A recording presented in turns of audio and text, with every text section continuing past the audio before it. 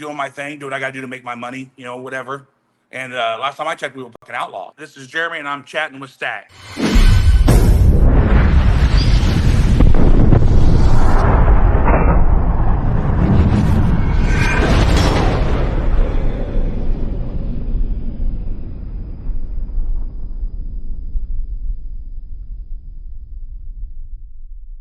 Welcome to this episode of Chatting with Staxx. I'm your host, Bill Staxx, and today I got Jeremy. How you doing, brother? What's up, Jeremy? How you doing, man? I'm good. How about you? I'm doing great. Things are pretty good. Hell yeah. I'm interested in hearing your story today. Yeah, pretty much my background is I've been around the MC world about 28 years around outlaws, bikers, clubs, different, people. I can tell you this much, it ain't the same as it used to be. Changing fast, right?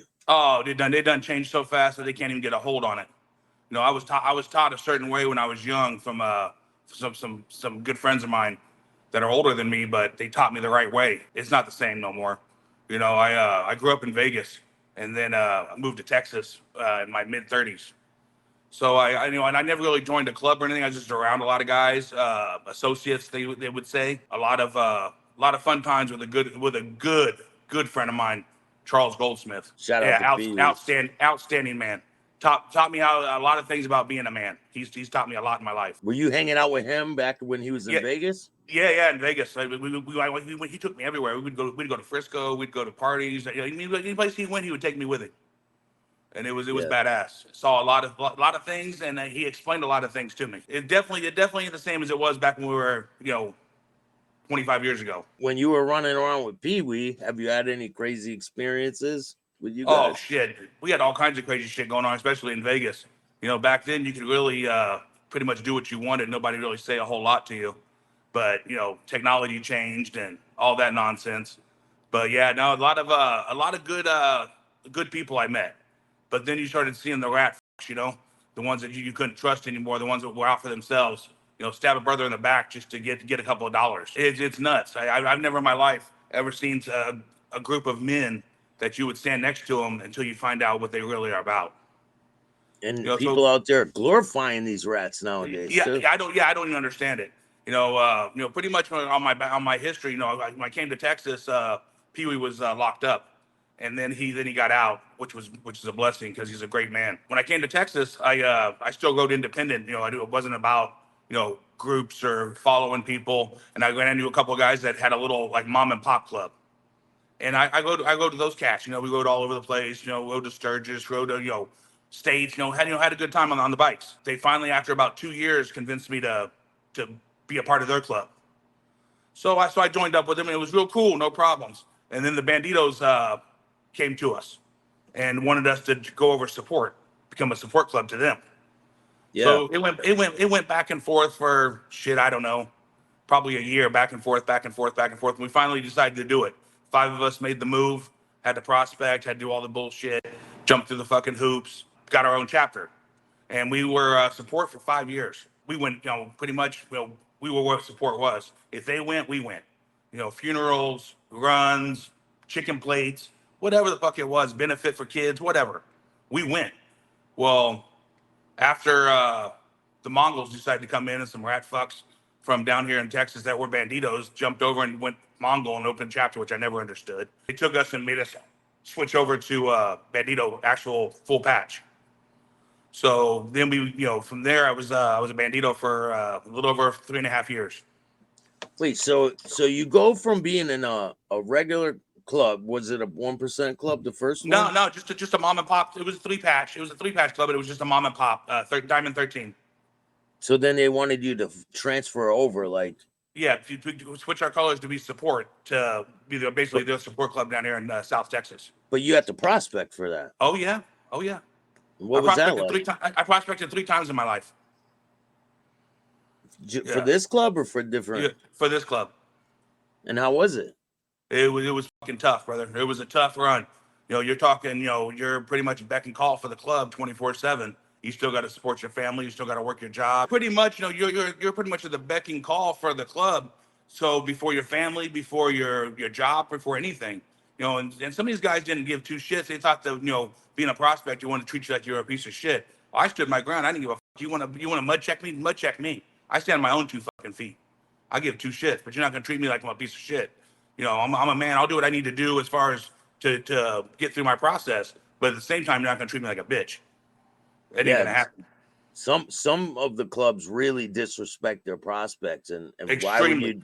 Yeah, why would you do that to a brother? Well, Right? that's what I kind of told him. I said, so you want me to be your brother? So when I get my patch, you want me to, stand next to you and say, no, no. I said, no. When I get my patch, we're gonna both take our cut off, hand it to our president. I'm gonna mop your ass.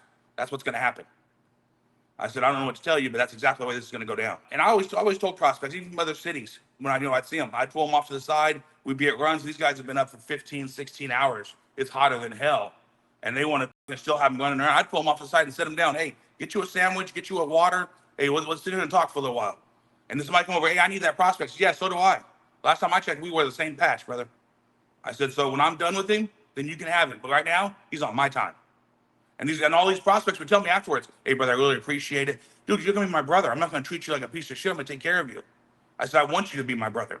If I want to treat you like a piece of shit, I'm gonna run you down the road. You're not gonna get your patch. I said, to me, it's real simple. Catch you up on the stories. I landed, doing my thing, do what I gotta do to make my money, whatever. And last time I checked, we were fucking outlaws. So I caught a case. And it was a personal case. It was on me. I had nothing to do with the club. Club knew about it. I followed my bylaws like I was supposed to. Checked in after I got out. Checked in with my paperwork. Did all my shit I had to do so everybody knew, hey, this is what's going on with me. About a month went by, and all of a sudden, Nomads showed up, and they said because of the case I had going that it may affect the club, that they were going to take my patch and hold it on hiatus until my case was over. And I said, yeah, I'm not down with that. I know I didn't do nothing to lose my patch. It had nothing to do with it. We're outlaws. Whether we break the law, that's what we do. I know what to tell you. And so it went back and forth and back and forth. And so they ended up, my president of my chapter, they took my patch. And the next day, put me out in bad. And I went, what? What am I out in bad for? I didn't do nothing. This has nothing to do with the club. This is a personal deal that I'm on a case on. I said, so whatever. So so it went back and forth, and I still went to court, did all my shit, turned my paperwork into the nationals. Every time I went to court, I sent all my shit in, So everybody couldn't say, hey, he's a rat, he's this. Nah, here's all my documentation from court. You can go right on the website and look it up in the court when I went to court, what happened in court, everything. So it took about a year and a half, and they finally got my case over with and figured out it was, half of it was fucking bullshit. And I know what they were doing. They were trying to fucking build a case on the club and hoping Yeah. I'd roll, hope I'd say something. Yeah, I'm sorry, I'm not built that way. Pound that up your ass. So all of a sudden my case is over. And in the meantime, this whole year and a half that's went by, nobody's came and checked on my family. Nobody came, hey, is everything okay? Hey, what's going on? Nah, nothing. No help.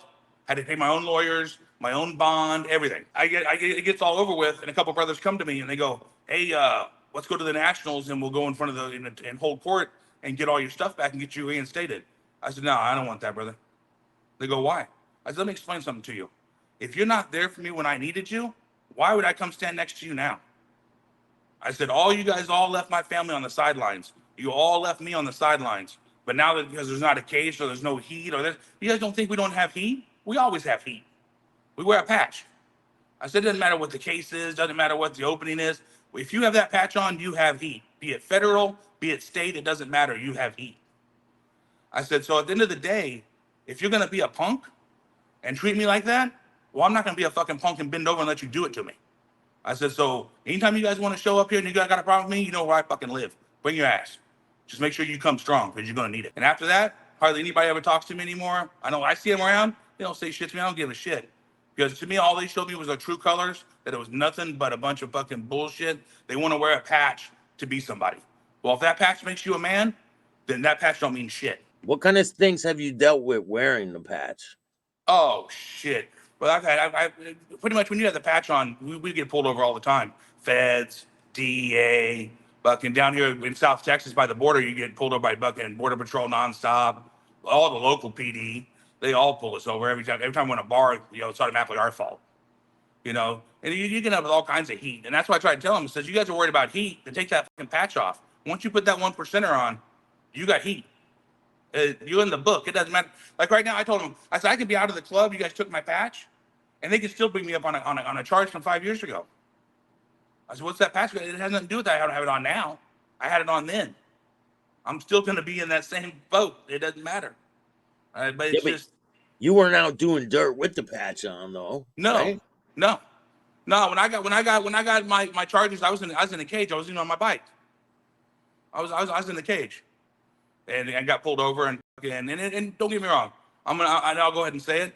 Somebody in the fucking club was a rat and ratted on me. Is how how I got hit, and it got proved, and they got thrown out of the club for it. And at the end of the day, that's what I'm telling them. I says, well, at the end of the day, you guys fucking took a good member out to find out that it was another rat that you had standing next to you for the other fucking year.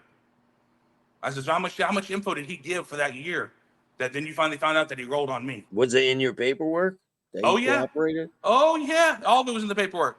They had to, because I didn't take a deal. Told them, fuck you, give me a jury. So it was in the discovery. They had no choice.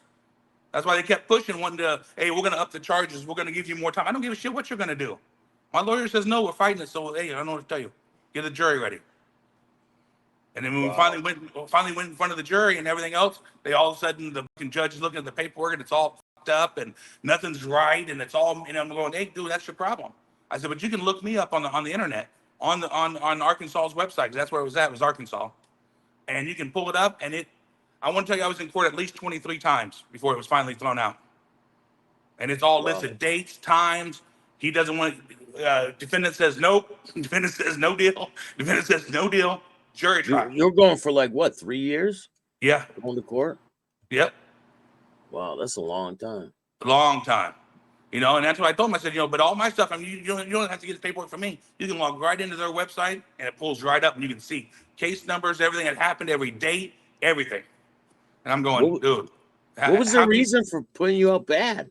Because they said, because I had such a case going on that it was putting too much heat on the club, that they put me in hiatus. And then afterwards, they said you were just out. Because the person that put me out in bad is the one that was a rat bastard. Yeah. And did he have a position? Yes, he did. It's crazy, right? And then you come to find out, the national president got thrown out, because another one had some shady ass fucking backwards deal that nobody wanted to talk about. It got rid of the president, the national president, but don't tell the members. Come on, it just doesn't fit, Oh, they didn't tell you guys when the national president got took out? Nope, not why. Just that he was gone. Now there's a new one, but never came out why, what happened. It's crazy how everything gets swept under the rug because they're so worried about somebody else finding out something they did, some other bullshit. So just being straight up and tell the truth. Hey, brother, I fucked up. How do I fix it? Be a man. Come to that brother and say, hey, this is what happened.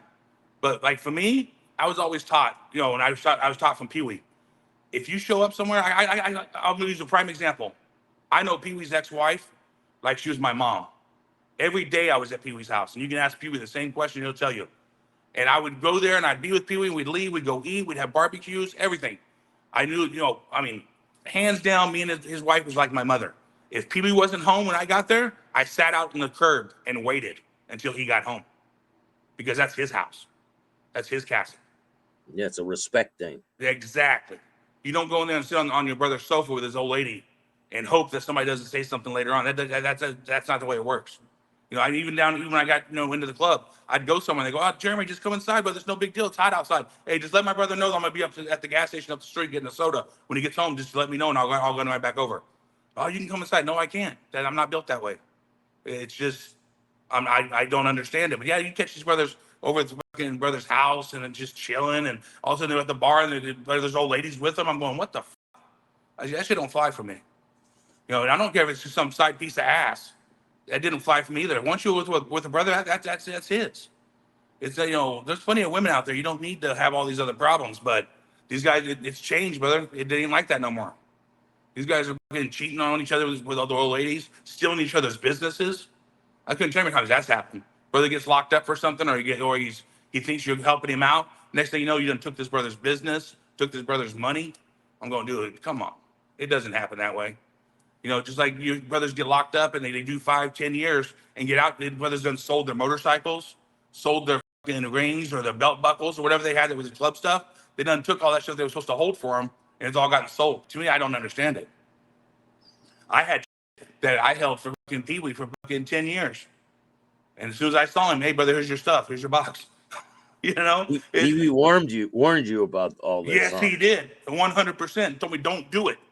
That's why he also told me when we was in Vegas, he would never bring me up to prospect. He goes, not because I don't want you, and not because I don't think you can do it. Don't. He goes, what's the benefit, brother? He goes, the only difference you can't do is go in that one room with the big table. Other than that, you go to everything else. You have all the benefits of being a member. You go everywhere. He goes, you walk in the door, they all know who you are. He goes, why? Why put yourself in a situation for that? He goes, and then you show me. See, look what this brother did to this one. Look what this one did to that one. Don't ever do it. And I should have listened to him. And believe me, that's the mistake I made in life when I went Bandido. And he told me too. When I went to Arkansas, and he told me, he goes, now you're a Bandido. He goes, and I respect you, brother. You're a 1%er. He goes, but son of a bitch, would you just listen to me? And I didn't do it. Everything he told me was 100% true, because that's exactly what they did. They fucked me as fast as they could. Once you couldn't be a benefit to them anymore, you were out. And that's the problem. They're all looking for a benefit. If you can't benefit them at the top, you're out. If you don't follow the sheet, you're done. Did you see a lot of problems over women? Oh, a lot of problems over women. It was nonsense. And half the shit I'm sitting there going, I thought at the end of the day they weren't supposed to know club business. So how does your chick even know what's going on? I said, the old ladies had their own little chat or whatever. So there was a problem, but they shouldn't know any club business. So, it'd be like, if I needed to get a hold of one of my brothers in my chapter and I couldn't get a hold of him, I'd tell my old lady, hey, call this brother's old lady and find out if he's at home because he's not answering his phone, or leave a message that I'm looking for him and I need to get with him. We got a problem. And that would be it. And I'd be out the door. I wouldn't call his old lady. I wouldn't be going over to his house and no. So I can get a hold of that brother. I said, no, you have your old lady get with his old lady. That's the way it works. You don't cross that line. Can you walk me through a situation that you've seen happen with old ladies where maybe a guy's messing with one of their old ladies, they get caught? Oh yeah, have you seen that? shit, brother. Yeah, nowadays how Facebook and shit works. We had two guys in the chapter that were just fucking pieces of shit. They ended up prospecting like 4 times before we finally threw them out of the club. I'm going to do, if you can't get your shit straight in 4 times of prospecting, this idiot. Sit him down the road. All of a sudden, he thought it was okay that he would sleep with one of the members' old ladies and got caught. Well, automatically, well, I'm a man, so I wanted some pussy and all this. And all of a sudden, this chick goes on Facebook, goes on to a full rant about how this dude's this and he does that, and his old lady's names, and talking about the club business, all kinds of shit. And no, and all of a sudden nobody wanted to do nothing about it. Well, we come to find out, because half the other brothers that could actually bring it to the table were doing the same shit. So they didn't want it to come to light from the chicks they were banging that all of a sudden now they're jammed up. So they didn't want to do nothing to this brother for doing it, because they would turn around and did the same thing. So if we discipline this one, you get the same fucking discipline. It was fucking nuts. All of a sudden he found out, I would say probably easy 30% do it. Wow, that's easy. crazy. It's insane to me. And I'm sitting there, I'm just looking at him going, dude, you know how many women are on this planet? And you got to have your brother's old lady? Or some chick that he even knows? I said, it's not even worth the drama. I thought we were in this thing for brotherhood, for, hey, I'll ride with you till we die. There's a hand, right now I can tell you there's probably 8 guys that I could actually pick the phone up right now and we'd handle business. 8. And there was a lot there, right? Yeah, you're talking over 4,000 guys around. And I'm telling you, there's 8 that I would trust to actually handle business. Yeah, all these people, they want to be sons of anarchy and they want to be Mayans and all this bullshit. And that's fine, but they got to understand that's not Hollywood for one. But for two, that's not the life. It's a lifestyle. It's not who you are. Yeah. At the end of the day, you can put on a fucking Superman fucking cape and call yourself Superman. But at the end of the day, you still got to be the same man with or without that patch. Do you think a lot of them watch this on TV and they want to emulate what's going on, like on Sons of Anarchy and things? 100%. You see it when the way they dress. All of a sudden, they want to be all fucking like they're all this and they're all that. And you see them walk into a place and their chest pumped out and they're all fucking tough. And I'm going, dude, why couldn't you be just as tough with or without that cut on? I said, because I'm the same cat with my cut on or my cut off. I was the same guy. But these guys, you would see them. They'd be all in the corner with no balls, until they put this vest on. Like all of a sudden they became Superman. I'm going, that vest ain't fucking mean shit. I said, at the end of the day, if the patch makes the man, you're a piece of shit. Because the patch does not make you. And Yeah, that's the it. man's supposed to make the patch. There you go. But none of them follow that path anymore. You know, just like, we had the whole problem down here in Texas with the Mongols and everything else. I'm going, dude, you guys want to handle business? Let's handle business. I think there was like 25 of us bandits left after the split. And they had like maybe 30 or 40 Mongols down here where the part of Texas we're at. And I told them, okay, so tell them, we'll go 20 on 20, chest on chest. Whoever walks the fuck out, walks out. Who don't. I said, we got a spot, we'll go do it. Let's handle business. Nobody wanted to step to the plate from Mongols. Nobody wanted to step. I'm going to do it. I have no problem with it. We'll go chest on chest, 20 on 20. And whoever wins, wins. But no, they all want to get on just ride around and hide and be in cages and shit. I'm going, we're going to handle business and destroy these fucking guys, or what are we going to do? And so they broke off the Bandidos and started a Mongol chapter? Yep. Oh, yeah. That's how the whole fucking conflict happened down here in Texas. And now they're still here. They have them up in Dallas. They have them in Houston, Austin, down here in South Texas, and San Antonio. There's all kinds of chapters. But most of them were all ex-Bandidos. That's crazy. It's fucking nuts, isn't it? And they basically just gave them patches. Which is fine. That's what you want to do, and that's what you want to represent. That's your deal. But it was definitely a strange time. But at the same time, now that I look back at it, all they did was do me a favor, because my life's got so much better after I've gotten out. And don't get me wrong, there's some good people that I've met, and there's some good people that are Bandidos, and there's some good old members. But the rest of them, they've changed. It's not the same. You don't know who to trust. You don't know not to trust. But it's definitely not the same brotherhood it used to be. So have you seen, because the Bandidos have other opposition down there in Texas too, right? Oh yeah. A lot of them. There's a lot popping up everywhere. Oh yeah. I interviewed a Cossack yesterday. Oh yeah, they're more up around Dallas area. Yeah, I interviewed one of the 1% Cossacks. Yeah, they used to be pretty good size up around Dallas, but they've gotten quiet ever since the Waco deal. Yeah, that was pretty crazy. That was nuts. Nuts. Were you a part of it when all that happened? I was in support when it happened. I wasn't at Waco. I was down here in South Texas, but I was in support. All the guys that got picked up, I knew every one of them. So is there any situations that happened with any opposition or anything you could walk me through a situation?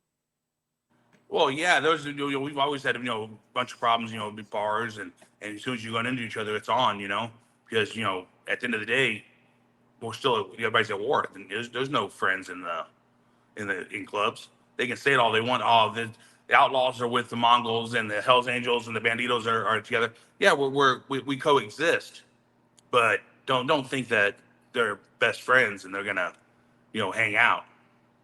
That's not gonna happen.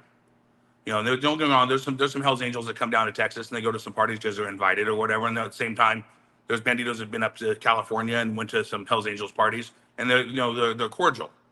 But as well as I do how far that goes. And it's just strange because it used to not be that way. It used to be, hey, this is my town. And that's how you expected it. Like we respected California and stayed out of it, just like they expected Texas to stay out of it. But now it's wide open. I don't know of any state that belongs to anybody anymore. It's like everyone's taking a piece for themselves, kind of, right?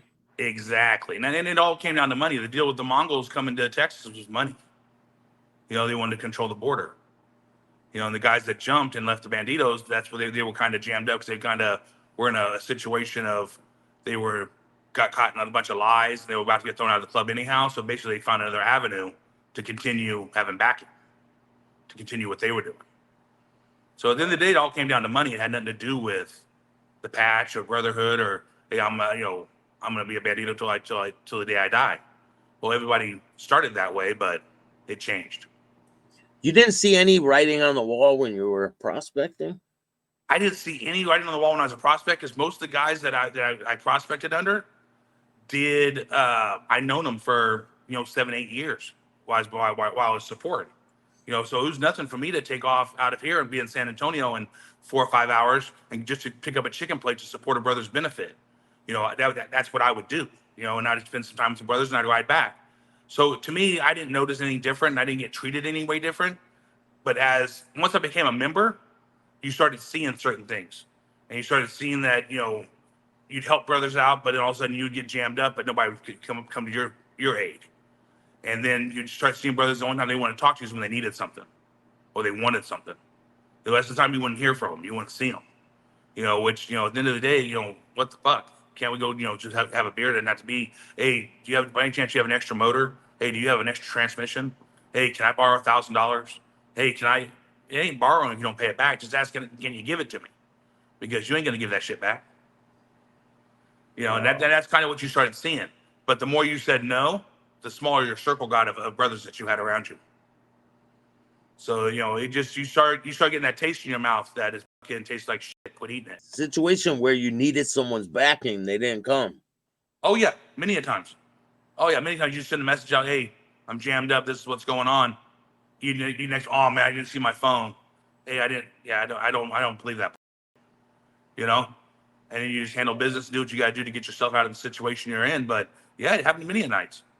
And then you all these guys, oh man, if I would have known, I'd have been there. Dude, I sent it out. You guys didn't show up. It's just, and that's the problem right now is everybody's so afraid of catching a case, or they're so afraid of somebody else snitching on them, whatever the situation is. But hey, I don't know what to tell you. Then take the patch off, or be what the patch says it's supposed to be. Read your bylaws, read your history, know what you're joining. Just like when I prospected, I didn't know all the history. I didn't know how it began, what all the presidents were. I didn't know all that information before I could ever become a member. And make sure that's what you want to get involved in. But nowadays, they'll give the patch. They give you the patch for nothing. You don't have to work for it. You don't have to ask for it. Nothing. You don't have to know none of the history. You don't have to know any of that crap. Yeah, after you joined, did you see people join able to come in easy? Yeah, they come in. Yeah, exactly. All of a sudden, they're trying to grow numbers, so they just pick up whole chapters of clubs and probate them. They'd be probationary members for a year and a half. Yeah, they'd have to do some things and do some stuff, but nothing like you did when you prospected, or even even beginning of probationary wasn't hard. Because my last time around, I probated when the Mongols came because they needed members. But I still had to do the same shit I had to do when I prospected. I had to carry all this shit on my bike. I had to have all this fucking crap on me 24/7. No matter what was going on, I had to go do this or go pick up that. Hey, brother, you need to go to Corpus Christi and come back. Go pick this up. Hey, well, while they're run, you're up. You're fucking making food. You're fucking running all the fucking errands. You're running the fucking booth. You're doing all your shit you're supposed to be doing, and that's how it was supposed to be. But then you start trickling down. You start seeing it as it watered the patch down. They less and less when you probated, you had to do anything. And it just, and don't get me wrong, some of the guys, like we were saying earlier, they treat guys like shit. And there was no reason to do people that way, but they would treat them like shit. And then you want to sit next to them. Hey brother, how you doing? Glad you got your patch. Okay, well, that doesn't make it your brother when you treat him like shit. You know what I'm saying? That's just the way it is. What kind of things have you seen with them treating people like shit? Well, the whole thing is, you'd have yourself, they'd be sitting there and they'd be, basically treating prospects like they're nothing.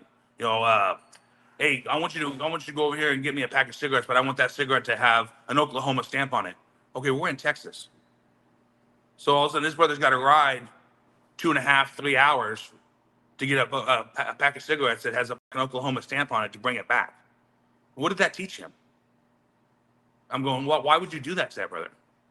Then you'd have other times, hey, I want a certain type of taco, knowing the place closes in 15 minutes and it's an hour away.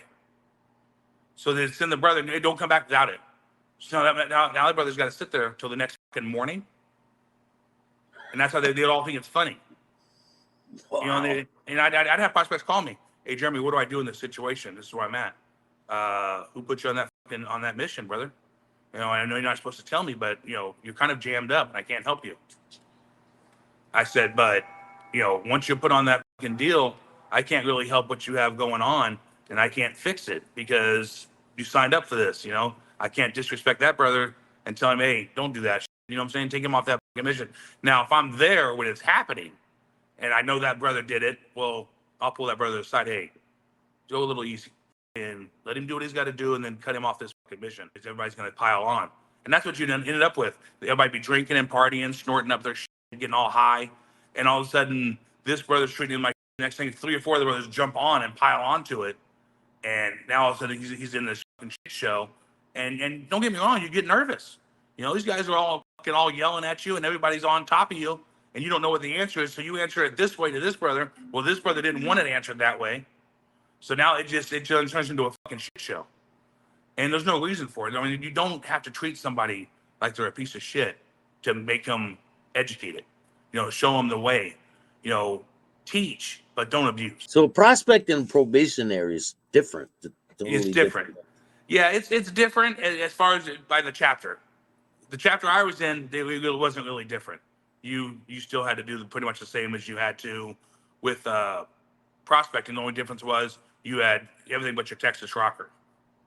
You know, so and that was my biggest thing is when I went from support to bandit, they needed the numbers because of the Mongol situation. So they wanted the patch out there so they knew what was going on. So, but I didn't change the fact that I still had to work 24/7. I still had to go the whole year and fucking put in the time. There was no early time for me. Just like one incident I can tell you about, which was funny as fuck. We all the members from down here went to Austin, but I couldn't leave my job. So my president told me, no problem, go ahead and do your job, stay home. This is a member's dealing, and don't worry about it. So I was down here in Texas, and there was only 3 other bandits left here. Everybody else was gone, upstate, and they were over at a little like swap meet type deal for motorcycle parts and benefit type deal for a mom and pop club. And the 2 members were over there, and support was there with them. Well, I get the phone call, hey, there's 15 Mongols here in the parking lot, and there's only 2 bandits and a couple of support guys. What do you want to do? I say, well, yes, I'll be there in a minute. And I fucking locked my doors at my business and hauled ass straight to the fucking benefit. Got off my fucking truck, didn't have a cut on or nothing. Had a t-shirt on that had, Bandido had a full patch on and a t-shirt, soft colors. And I went in and walked over to the members, hey, what's going on, what's happening? Said hi to everybody. And one of the members was an elderly member, an older member. We're talking, had a cane and everything. So I told that brother, I said, hey, you stay on that motorcycle right there. And I told support, you guys stay in front of him. Nobody gets to him. I said, I don't need to worry about you, and I got to worry about all the rest of these fucks. I said, you stay on the motorcycle. You guys make sure nobody gets to it. And I told the other 2 members, I said, all right, let's go. They looked at me like I done lost my fucking mind. I said, what do you guys mean? So all of a sudden, all the Mongols are all standing there, and they were waiting for one of their head guys to get there, and I saw him come rolling in. And I knew every one of them I knew. It wasn't like I didn't know them. I know them all. Half of them were bitches, so I wasn't even worried about it. So he pulls up and gets on his motorcycle, and all of a sudden, now 16 of them all come walking towards us. And I don't give a fuck. We meet him right in the middle of the parking lot. 3 of us. There's only 3 of us. And we're all 3 standing there, and there's 16 of them. And their guy there goes, hey, Jeremy, what do you want to do? I said, what do you mean what do you want to do? You guys showed up here and wanted to get down. I said, so are we going to fight or are we going to fuck? Which one? We're fighting or we're fucking. One of the two is going to happen. I said, I don't give a shit. And he goes, well, one of my guys has a problem with your guy and points at him. I said, okay. They want to go at it by themselves? I'm cool with that. Anybody gets in, we all get in. I said, so those 2 want to go at it? Let's go. And they okay, no problem, badass. And my brother at that time fucking mopped his ass. Fucking had him on the ground, just fucking annihilating, blood everywhere. And he this is at the swap meet. At the swap meet. So he reaches over and goes to grab my brother. And I look at him, I say, hey, whoa, and I grab his arm. I said, I told you, nobody gets in. So if you guys are done, then go ahead and call it. Pick up your punk ass brother and get your asses out of here. Or me and you can go at it. Which one you want to do? I said, either way, I don't give a. So I'm saying, so he goes, oh man, it's done. So I tell my brother, hey, it's enough, brother. Go ahead and get off of it. So he gets off of him. They pick up their fucking member, and right there, they all walk across the parking lot, get on the motorcycles, and leave. And there's probably, I don't know, 14, 15 mom and pop clubs that are at the swap meet, and they're all just standing there looking, going, what in the is going on? So they all get all of them get on their motorcycles, and they all leave. A few minutes later, of course, the police show up, and all that, whatever. And then, they do, oh, what happened? And at that point, it was all over with, so it didn't matter. It wasn't 15 minutes, and the phones are blowing up. My president's calling me, all this, because the older member then called up upstate and said, dude, you guys are not going to believe what just happened. I said, what are we gonna do? We're gonna bitch. I said, I'm not gonna bitch out. I'm not telling you we're not gonna win. If they want to take us in the West, they're probably gonna get us. I said, but I'm not gonna. I'm not running, and I'm not gonna leave you guys behind either. So therefore, I'm here with you. We'll take the fucking beating if we're gonna take the beating, or we're gonna win. One or the other is gonna happen, but the bitch move's not gonna happen. I said, I Yeah, know you. running out of there and Nah, no. that's not an option. I said, and when it's all said and done, we're not getting on our shit and leaving first either. They get on their shit and they can leave. This is our fucking town. I said, and that's the way it's gonna go. So after that, the members all get back in town. They go, and they're all sitting there and they're going, Jeremy, did you really tell them, are we gonna or fight? I said, yeah, twice. And everybody's laughing. And they're going, dude, you are fucking insane. I'm going, that's not insane. I'm not here to have a debate. We're not going to fucking talk about it. You guys came across the talk like these are badasses. Well, then let's get down. Or pull your little panties down and fucking get fucked. I don't care which one you want. But pick one of the two. But that's how I was taught. I wasn't taught any other way. You know? Was there any of the Bandido or any of the Mongols that you liked? Many of them. Many of them I was close with to the day they split. I didn't know they were doing the split because they never came to me with any of that nonsense because they knew who I was. That I would never turn my back away. Fuck that, I'm gonna be there, I'm gonna jump over here. And they had their own reasons or whatever, and that's their deal. But after they made that move, I've never spoke to them again. As far as being friendly. Yeah, it was done.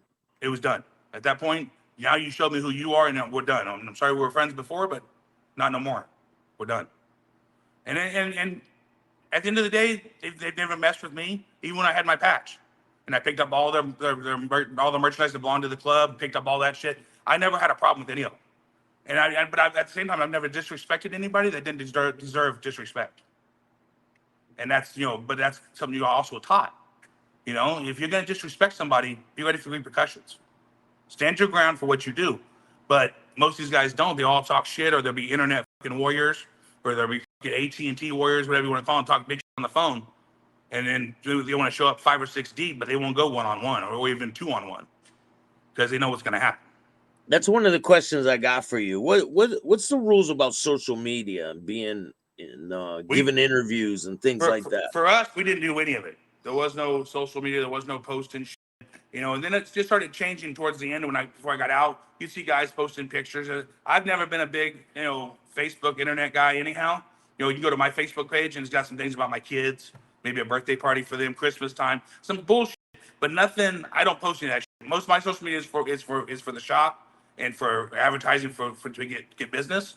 But Yeah. I've never been one. If you're gonna put it out there on the internet, then what are you doing? Trying to get sympathy? Trying to get friends? I don't understand it. Just you get these guys that put shit out there. The old lady's done blasting them or whatever, and then the next day, oh, she's so great, she's so wonderful. What the? You just talked shit yesterday. It's just it makes you look weak. And the police probably watch a lot of these pages. Oh, they watch all those pages. Yeah. I know there's guys that have the phones up on their GoPros or whatever, their motorcycles, and they're cruising down the highway and they're showing. I said, brother, you don't. I know where you're at. I can see the background. You don't think they don't know where you're at? I said, come on. I said, they're not stupid. I said, you don't think they can't look at the time lapse and figure out where you were at if something happened, and all of a sudden you gave them a video of us going down the fucking road. I said, put that shit away. Oh, you had other people that were in your chartered videotaping without you knowing? Exactly. And I tell them, dude, take that fucking shit. What's wrong with you guys? Don't do that shit. Ain't no fucking videotape. We leave to go somewhere. I tell them, oh, put your fucking phones away, dude. When we get back, then they'll know we're back. They don't even know we're gone. If they know we're gone, what the hell is wrong with you? But that's it, though. They want that. It falls back into the Sons of Anarchy. They want that Hollywood. They want that shine. Oh, look, I'm out here in the public. I'm over here at this bar chilling. Come on. If that's what you need, then you're not there for what it's supposed to be. And a lot of bars won't even let you in with the colors on, right? No, down here where we were at used to be wide open and nobody really said much until the whole Waco deal and then a bunch of fights we had down here after the whole situation. Yeah, now they cut it off where there's mini bars you can't go in at all. Not with a patch. Or soft colors. Or soft colors, nothing. Yeah, if you're wearing colors at all, you can't go in. I see a lot of those T-shirts. So a non-member cannot wear one of those T-shirts, right? That is correct. It has to be a member. Have you seen people that were faking with some Oh, fake badges. many. We went in. We went into a store and took a whole shitload of merchandise that they had that was all fake that they were selling. Walked in, took all the off their fucking racks. Went out and fucking loaded in the fucking truck, took it and burned them all when we got back to town. But What yeah, was it? T-shirts? it was t-shirts, hats, fucking What? shorts with the logo on them. Oh yeah, they were just selling them. And they're all copyrighted, right? Oh yeah, everything's copyrighted. That is crazy. You know, they don't understand. You know, a lot of people they were just stupid. They were trying to make money and didn't realize what they were doing. But yeah, you know you're gonna get somebody fucking badly jammed up that's wearing a member shirt that isn't a member. Has any of the people you've been around ever had their cuts taken from another club? I've only had one guy ever lose his cut, and that's when we were in the middle of a fucking brawl, and he lost his cut during the brawl. Other than that, no, because you don't. Yeah, you don't lose your cut. You know, I've heard of guys losing their cut and getting it taken away from them or whatever, but yeah, I've only seen it happen one time. It was just, we were in a fight and we were outnumbered, and he got his ass kicked. What happened? Is that And acceptable if they get their ass kicked? not really. He was jammed up over the fucking situation for a minute. We got his cut back, and he had to work and get his and earn it back to wear it. But yeah, it was a situation. So when a rival club takes your cut, Yeah. they don't keep it. They don't. Well, they try to keep it. You know, and they tried to keep his, and at that point they pretty much figured out. You know, we got it back for him right there at the bar where the fight happened, and it was pretty much going to be you're either going to give it back or we're going to go ahead and just start fucking going at it again. Back in And the day, they used to hang them upside down on the walls and oh yeah, trophies. oh we've taken many a cuts. You know, just Like, like walk me through a situation where you guys took a cut. we've had a couple of guys, and you know, some people, you know, they show up, you know, basically like they're badasses, thinking they're somebody, and they're not necessarily, you know, any outlaw clubs, but they're want to consider themselves an outlaw club. And you know, basically walking, hey, take that shit off. You guys aren't, you know, you're wearing Texas rocker. You're not fucking wearing that shit. Take it off. Nah, fuck that. Ain't nobody gonna do that. But then you just fucking start throwing rounds and just take it off of them. Take that back and hang it at the clubhouse.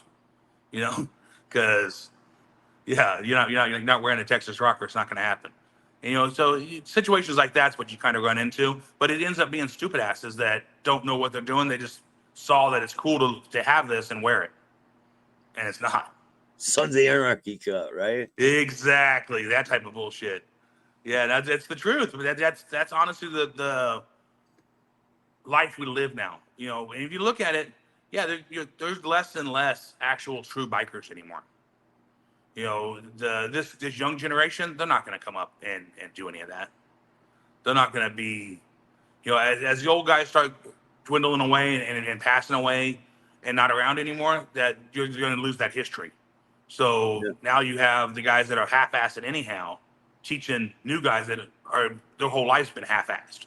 So it's just gonna end up either dissolving itself, or they're gonna fuck around and the feds are gonna end up with a RICO case on every one of them. Because these guys aren't going to do 20 fucking years for the club. That shit ain't going to happen. Yeah. What do you think's in store for the future of these motorcycle clubs? Do you think Oh, they can get along? Do you think that it's gonna die out? They're gonna put a ban on the patches. I don't know if they're going to get a ban on the patches, but I definitely see in the future there's probably going to be some cases where they're going to either pick up a majority of the clubs and put them on a RICO, because you know at the end of the day people don't realize that a conspiracy case only takes the fact that you knew about it. You didn't have to be there. You didn't have to be involved. You just had to know that it happened, and you're in the case. You know, and it goes with something else with a felony. Well, now it becomes a RICO. Well, holy shit! If we're in a club together, no matter if you're in another city, chances are you know what's going on. It's just a matter of somebody opening their mouth and saying he knew, this one knew, that one knew, and all of a sudden you got 25, 30 guys that are fucking jammed up, and that turns into 100 guys that are jammed up. And I see that I see that throughout. It's going to go. It'll dissolve out or gets, you know, less members because of that reason, because of the new generation. Because a lot of people they are like they're motorcycle gangs, they're criminals, but they're not. Everyone that's riding in a club is not a criminal. No, Right? not at all. I know many of members that aren't criminals at all. or even want to be gangsters. You know, they just enjoy riding motorcycles and enjoy life. You know, and I know a lot of guys that aren't in clubs that are 100% criminal. You know, so putting a stereotype on it isn't the way to do it. The biggest problem you run into is the guys that aren't criminals that think they are because they want to wear that patch. You know, and okay, just because you think you're a gangster or think you're a tough guy doesn't make you one. Yeah, you're right about that. Yeah, you know, now, we can even switch it up a little bit. Look at the AB. They're not a motorcycle club. Look how they've been portrayed lately. You know, and I know a bunch of those guys. Good cats. You know, but at the end of the day, how many of them aren't good cats? Or how many of them fucking think they stand for this and they don't? You know, and I've seen that all over the place. Just all of a sudden, these guys all want to pop up with, they want to start putting these tattoos on them. And I'm going, dude, do you know what that even means? That shit ain't yours. You have to earn that. You know, you just can't pop up and have that. No, You're gonna show up. You show up in a different place, so you're gonna have a big problem. Yeah, you're gonna show up somewhere and somebody else gonna know what that is and know you didn't earn it. Yeah, you're gonna have a situation. But they don't. They see it on TV. They see it. Oh man, this is what I'm gonna be. Okay, it doesn't work that way. But that's the mentality they have now. You know, I've seen a bunch of these youngsters. You know, up in Mississippi, up in Louisiana, and all of a sudden they got these symbols, and I'm going, okay, well you guys know what that is? You have to earn that. You know, and I know you haven't been in the cage, and that's the only way you can get what you have on you. So yeah, it's stupid, but that's the, you know, at the end of the day, it's no different for them than it is for us. You know, just because they don't wear a patch, they still get labeled like we do that they're all criminals, and that's not true. They just have a different belief, but it doesn't make them a criminal. What about tattoos? When someone's out of the club, have you seen them get their tattoos covered up? Oh yeah, yeah. I've seen many guys get covered up. You know, especially when they're out and bad. You know, and if they're out and just out, a lot of guys have to get the out date put on them. You know, and all that, so you know they're out of the club. This is the date they got out of the club. It's really kind of up to the club how they handle it. Most guys like they have a whole back piece. That's I've seen guys get the whole back piece have to get covered up because they got out and bad. Yeah, either cover it with ink or burn it off. One or the other. One of the two's got to happen. That's a long process, man. Oh yeah, it's definitely a process. It's definitely painful one too, right? They don't care. Very extremely painful. Yeah. So hey, if you're out there and you're thinking about getting a back piece, well, and our whole thing is, you know, like when I was in the club, our chapter made it so you had to be in at least 2 years to get a tattoo. Other chapters, it was whenever they wanted it. It was a free for all. So you have guys that be in 6 months that are rocking, you know, club tattoos, and they're out of the club. I'm going, why did you get it? You know, for us, it was that you had to be at least 2 years before you get anything. For our chapter itself. Yeah. But yeah, it's funny how you see guys as soon as they get their patch, the next day they're down getting a tattoo. I'm going, come on. I'd seen that on the internet a little while ago. I saw a guy just get his patch and he has fresh ink. Wow. Yeah. I've seen it all the time. And I just look at him going, dude, you guys understand that that's not the way it's should be, but it's the mentality. They honestly want that. They have to show everybody who they are instead of just being a man and standing on 2 feet. That's the main situation that they run into. And I don't see it getting any better. I see it getting worse over time. But hopefully, you know, some of the guys start getting a grasp on it and start teaching these youngsters coming up of how it should be and how to stand on their own 2 feet. But I don't see it happening. You know, I see some of these kids and see, you know, there's some guys, you know, 21, 22 years old that are just starting to come around the club atmosphere, and they're in awe because they've never seen it before. Well, if you're just coming around, there's no way in hell you should jump into being a 1%er. You need to start out somewhere else and figure out if you want to do this. But they don't. They just jump automatically in, and all of a sudden, because they're their friend or they know somebody, and they start hanging them around and making them an official hang around. Next thing you know, they're prospecting. Before you know it, they got a patch. And I'm going, you've never been in a club. You've never seen this. You know, and half of them, like I usually tell them, dude, can you even ride? you know how to? Can you ride fucking 700 miles today? Because it ain't no joke. You take off on the fucking motorcycle and you're gonna ride 700 or 1,000 miles in one day. Yeah, you better be able to ride because you are gonna be beat up before you get there and tired. Especially if you're a prospect, you got to Yeah, run that ain't no around, do bullshit. all this stuff. Exactly, exactly. And that's why I try to tell the guys, I'm going, you guys think because we ride around here and go to this bar, or we're gonna go over here and it's 15 minutes away. It's a huge difference from riding fucking 14 fucking hours straight. That's what another question I have for you is, what about accidents? When you guys were out on the road, have you seen a lot of accidents? And Seen a shitload of accidents. can you walk me through a couple? We've seen a lot of them. Accidents that I've seen is sometimes not at fault of the bike. You got to understand there's people around that don't pay attention, and I've had guys that going down the highway and it's next city, and all of a sudden they have the stoplight, but the guy coming the other way doesn't. And we had a good member of ours that got killed one night going home, and basically the girl just ran the red light. She wasn't drunk or anything. She just wasn't paying attention. I don't see it getting any better. I see it getting worse over time, Yeah. but hopefully, some of the guys start getting a grasp on it and start teaching these youngsters coming up of how it should be and how to stand on their own 2 feet. But I don't see it happening. I see some of these kids and see, there's some guys, 21, 22 years old that are just starting to come around the club atmosphere, and they're in awe because they've never seen it before. Well, if you're just coming around, there's no way in hell you should jump into being a 1%er. You need to start out somewhere else and figure out if you want to do this. But they don't. They just jump automatically in, and all of a sudden, because they're their friend or they know somebody, and they start hanging them around and making them an official hang around. Next thing you know, they're prospecting. Before you know it, they got a patch. And I'm going, you've never been in a club. You've never seen this. And half of them, fucking, I usually tell them, dude, can you even ride? Do you know how to? Can you ride fucking 700 miles today? Because it ain't no joke. You take off on the fucking motorcycle and you're gonna ride 700 or 1,000 miles in one day. Yeah, you better be able to ride because you are going to be beat up before you get there and tired.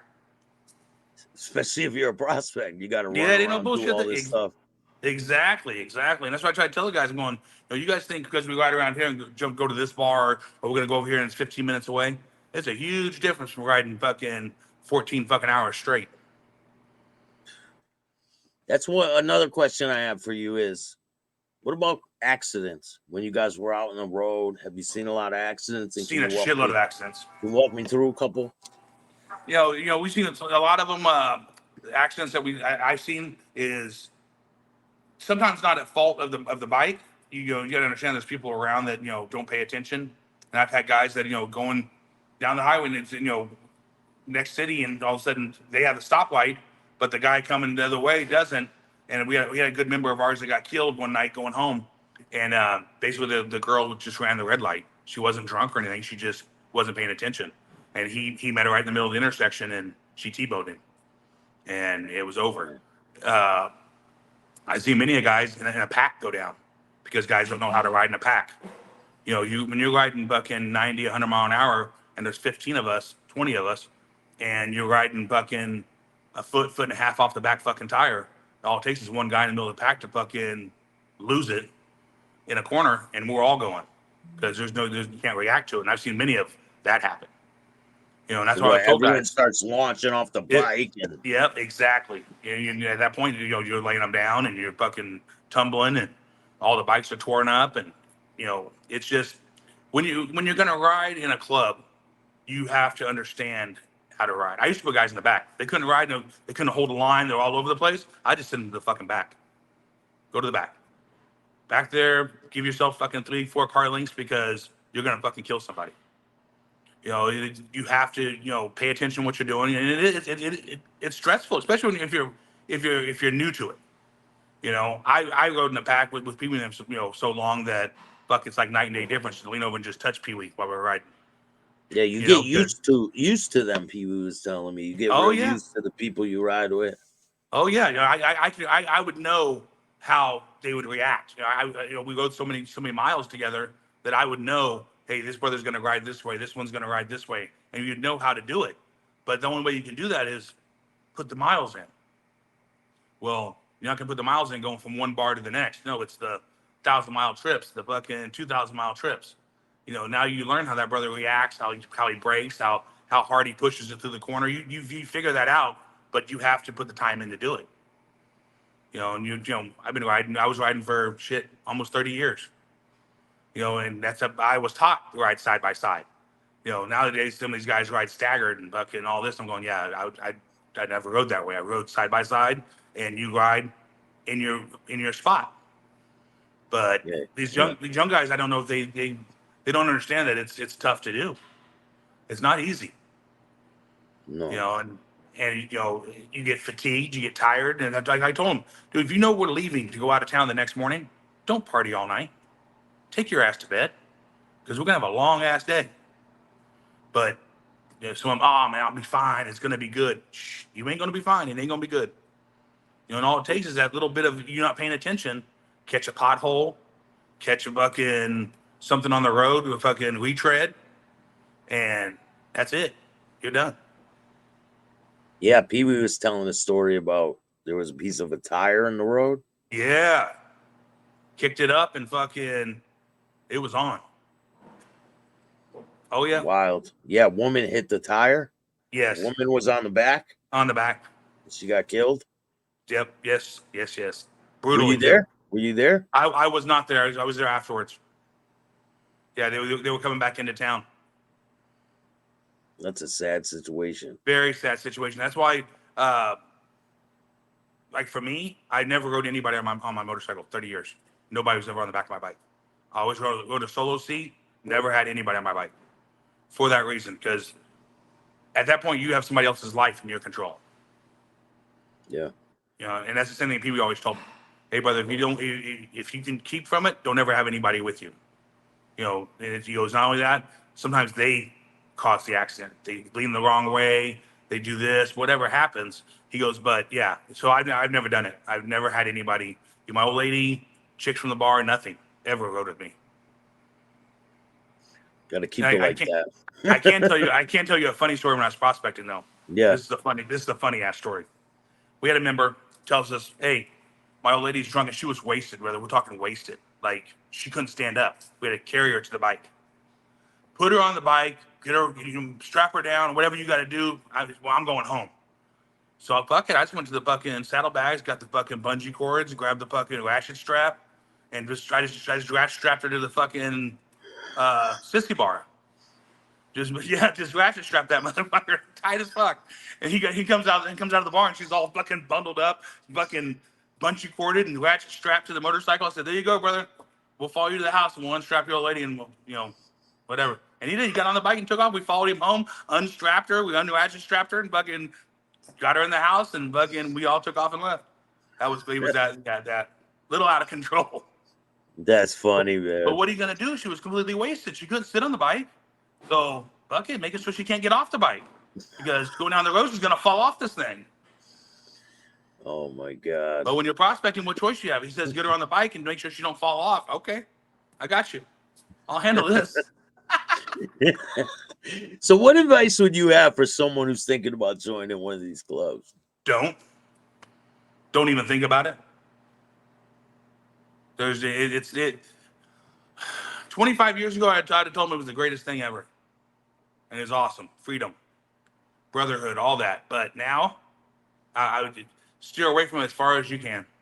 I'm not telling you don't be friends, don't know people and say hello, whatever. But unless you're planning on your life not being the same anymore, or you thinking it's going to be different, it's not. There is absolutely nothing great about it anymore. There is no brotherhood. And what advice would you have for someone that's in the club? Watch your back, protect yourself, make your circle as small as you possibly can because it falls in the same category. How many clubs have been infiltrated from law enforcement?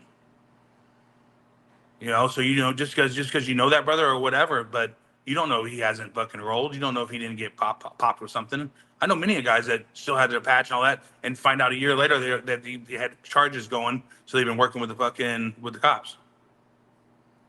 They're probably wearing a wire the whole time. The whole time. That's exactly what happens. You know what I'm saying? And that's what you end up with.